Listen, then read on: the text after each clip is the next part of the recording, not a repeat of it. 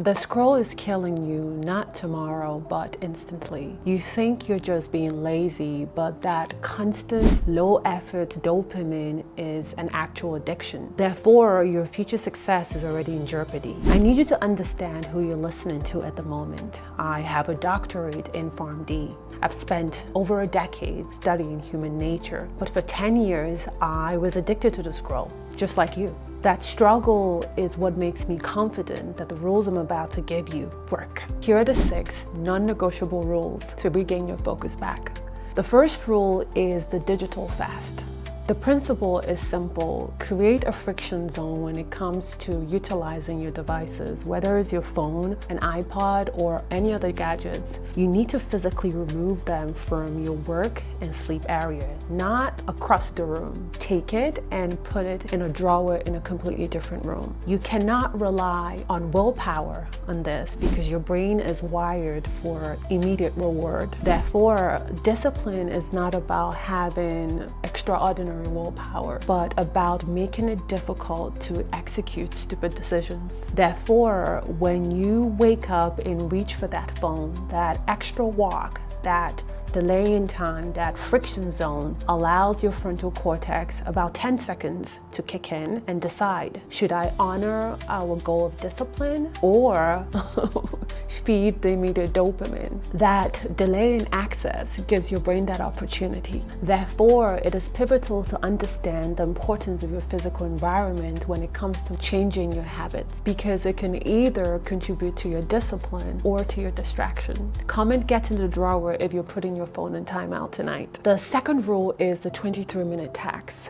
Every beep, every ding, every vibration, you see it as a quick check of your phone, but that's not the actual true cost, because every time a focus is broken, it takes an average of 23 minutes to regain deep focus. Therefore, you're not multitasking, you're essentially paying a 23-minute attention tax every time you decide to pick up your phone when it vibrates. How do we fix this? It's simple. Turn off all unnecessary notifications, dating apps, social media, the news.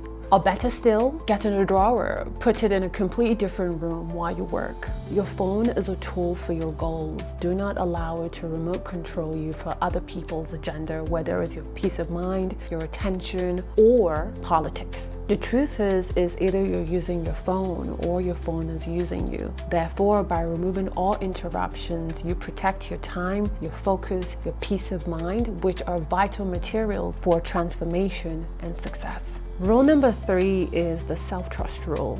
This is an odd but important one, but let me land. You demand honesty from your best friend, your lover, your husband, but how come you consistently lie to yourself? Every time you decide to doom scroll when you've promised yourself not to, you're essentially lying to the one person you can completely trust and control in this world, you. Therefore, your battle with your phone is not a technology issue, it's a self-trust issue, a lack of self-respect for yourself. How do we fix this? Simple. Quit making promises you can't keep.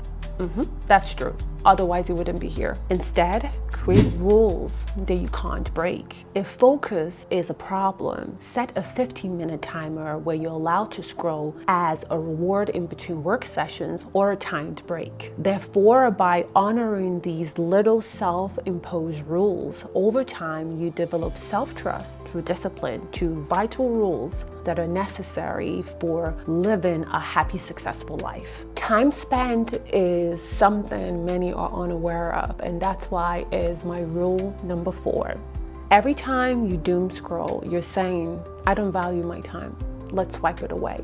You look at your screen time every Sunday and you see hours, but that doesn't tell the full story. Those hours aren't just money transferred to others in terms of AdSense, but they are literal years pissed away on rubbish. If you spend 5 hours a day absorbing other people's lives, that's 35 hours a week, almost a full-time job. A whopping 72 days in a year. Do you know what you can do with 2.5 months? Because I do. Therefore, you're unconsciously pissing away years of meaning and potential following other people's lives, something you could have dedicated into building your own dreams. Therefore, the only way to reverse this abysmal, pathetic loss of time is to choose creation, which brings us to our fifth most philosophical and the one that changed my life: choosing creation over consumption. The biggest regret of my early 20s isn't the goals I forgot to set, but the key projects I failed to complete. I consumed countless hours of self-help books and audios, but never really applied them consistently or shared them with the world. Therefore, instead of building something meaningful, I spent years pursuing other people's dreams, like being an influencer, rather than doing exactly what I'm doing right now, turning my lived experience and knowledge into impacting women like yourself around the world. The rule is simple: conduct an audit. If you spend 30 minutes doom scrolling, balance it with 30 minutes of creation.